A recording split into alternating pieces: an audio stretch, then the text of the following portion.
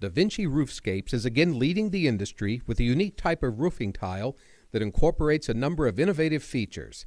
The Bellaforte product offers the great looks that DaVinci has been known for, with fast installation and above-average high wind performance. The patented snap fit and self-locating features found in Bellaforte will require some new techniques during installation. But don't worry, once you get the hang of it, the installation will go quickly and smoothly. Let's start at the beginning. DaVinci Roofscapes requires that all of their roofing products be installed on a smooth, dry plywood surface made of a minimum 15/32 APA plywood or 7/16 OSB. It is critical that the decking be smooth, as imperfections in the decking may transfer through and cause shingles to appear lifted.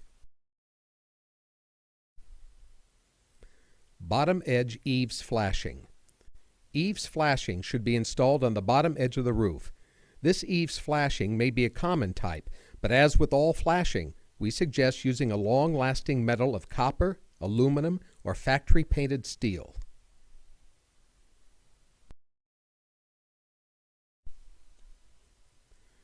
Underlayment.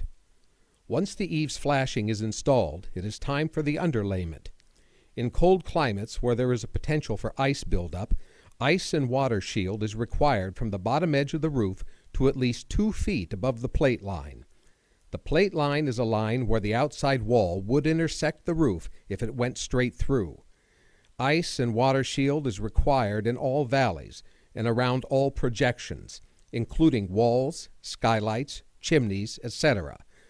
Once the ice and water shield is in place, the entire roof deck should be covered with roofing underlayment, a minimum 30-pound felt that meets the ASTM D226 standard is required, although heavier or synthetic underlayments are encouraged. Class A system. In order to meet a Class A system for fire, a minimum 2 layers of Fontana Vulcaseal G40 laid on a staggered pattern is recommended. 2 layers MB Technology TU35 or 1 layer GAF Elk Versa Shield are also acceptable. This underlayment must be used in addition to the ice and water shield in order to fulfill the requirements of a Class A system. Starter tiles. The next step in the installation process is laying the starter course. The starter course must be laid straight, because the self-locating ledge on the back of the Bellaforte field tiles relies on the starter course to maintain straight coursing. In other words, the Bellaforte field tiles will not be straight unless the starter course is installed straight. In order to assure proper alignment, a chalk line should be laid 2½ inches from the bottom of the eaves flashing. When the line is in place, the top starter tile should be aligned with the chalk line. The top of the starter tile can be identified because it is the thinner end of the tile. The first starter tile installed should be cut in half so that the breaks between the 12-inch wide starter tiles don't coincide with the breaks between the 12-inch wide field tiles. The starter tiles should be installed with 1½ inch copper, stainless steel, or hot-dipped galvanized roofing nails. Ring shank nails should be used in high wind areas. Field tile installation. The Bellaforte field tiles must be laid from left to right. The gutter on the left side of the first tile may be removed, or not, depending on preference. The outside edge of the tile will be covered by a rake tile on a gable end, or a hip and ridge tile on a hip. If using a rake tile is unacceptable, an alternate method for gable end installation is to use a T-metal or gravel stop, which requires the removal of the gutter on the left edge of each tile on the edge of the gable. The first tile should seat directly on the starter tile. The stop or ledge on the bottom of the field tile rests directly on the top of the starter. You should slide the tile as far left as possible. The field tile should then be nailed on the tab first, and then on the top of the tile in the left-hand corner. Once the first tile is in place, a tile should be placed on top of it to start the second course. This tile should be placed so that it nests on top of the first tile, with the ledge on back resting on the top of the first course tile. Slide the tile to the left so that the right side edges of the two tiles are offset by a minimum 3 inches. Before nailing, the overhanging portion on the left side of the tile should be removed. The cut tile should be installed with 2 nails, one on the tab and another in the top left corner. The first tile on the third course should be installed in a like manner. It should be set back a minimum 3 inches. It is important to note that Bellaforte may be installed in several different patterns. A random or inconsistent pattern is the simplest pattern and one that's aesthetically pleasing to many. This pattern is literally accomplished by setting the shingles back random amounts as long as there is a minimum 3-inch side lap from the gutter on the adjacent course. A random pattern is forgiving in that vertical pattern alignment does not need to be consistently checked to make sure it is straight. Other pattern methods are the 5-inch and 6-inch patterns. The 5-inch pattern is accomplished by setting each tile back 5 inches. This will prove to show a consistent vertical pattern that is diagonal.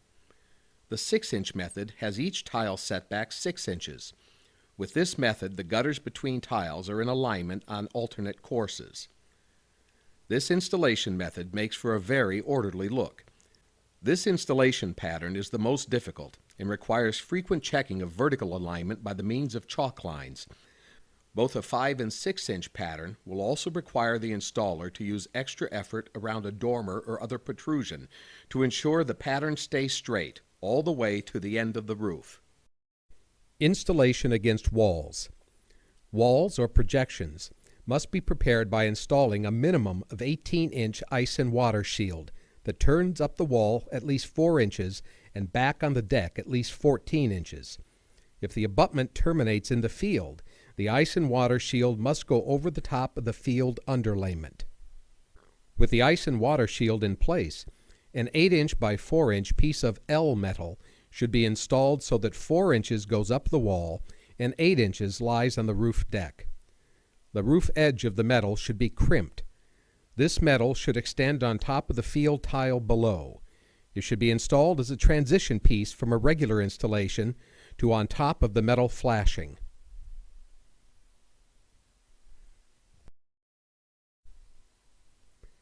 The Bellaforte accessory tile is a tile without the ledge on the back. This accessory tile may be used as a transition onto flashing, on valley metal, or used on top of toe irons, scaffolding jacks, for example. Once the first accessory tile makes the transition, subsequent tiles may be regular Bellaforte field tiles laid on top of the flashing. An alternate installation is to use accessory tiles all the way up the wall or abutment with a step flashing method.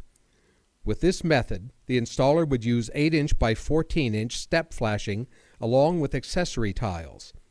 This step flashing would be used in addition to the ice and water shield and L metal.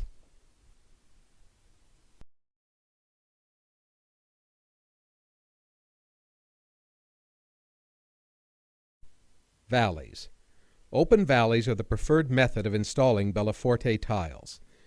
It is good practice to make the bottom of the valley an inch wider than on the top. A line should be chalked on the valley metal to assure straightness. The tiles should be cut with a circular saw. The transition piece from the field installation to on top of the valley metal should be a Bellaforte accessory piece.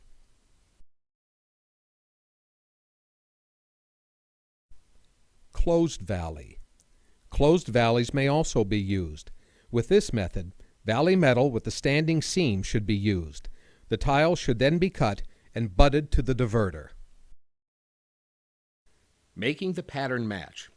When using the 5 or 6-inch method, it is important to make the pattern come out both vertically and horizontally on top of a dormer or gable that abuts the roof lower than the ridge gable. In order to do this, the left side of a dormer, for example, must be installed with several tiles above the top of the dormer. With this completed, a chalk line may be struck that aligns the right corners of the installed tiles and goes all the way down to eave on the right side of the dormer. Once the chalk line is in place, the installer may place the right side of the top tip of the bottom tile on the line. He should use this as a guide to install the necessary tiles to the left. Subsequent courses are installed with a 5-inch setback. Good horizontal alignment may be assured by snapping occasional horizontal lines. Rake tile. The rake tiles are installed to finish the gable ends. The first tile is installed on the gable end so that the butt of the tile is flush with the butt of the first course of Bellaforte. The tip of the first rake tile should be cut so that it doesn't overlap the second course of tile. The rake tile should be nailed with a minimum 2-inch roofing nails of copper, stainless steel, or hot dip galvanized, once on the roof side and once on the wall side. The tile should be nailed high enough so that the nails are covered by the next rake tile. The second rake tile should be installed so that the tip of the rake tile just touches the butt of the second course. Subsequent rake tiles should be installed in the same way.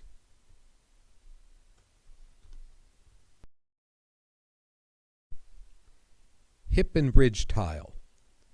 The one-piece hip and ridge tile should be installed at a 12-inch exposure. The tile should be nailed once on each side, about 3/4 of an inch from the outside edge, with 2-inch roofing nails. The hip and ridge should be nailed approximately 12.5 inches from the butt of the tile so that it is just covered by the tile on top of it. A chalk line should be used on the hips to assure straightness. A shingle overtype continuous ridge vent may be used if wanted. If continuous ridge vent is used, nails to secure the hip and ridge tiles should be able to penetrate the decking by 3/4 of an inch. At the bottom of a hip, the hip and ridge tile may be cut on an angle so that the bottom shaled edge may be installed parallel with the eave. The cut hip and ridge tile is assembled so that the two cut pieces are butted together to form the bottom piece of hip and ridge. Once these two tiles are in place, a full hip and ridge tile is installed and pulled down so the outside corners just reach the bottom of the roof. The rest of the hip and ridge tiles are installed as usual.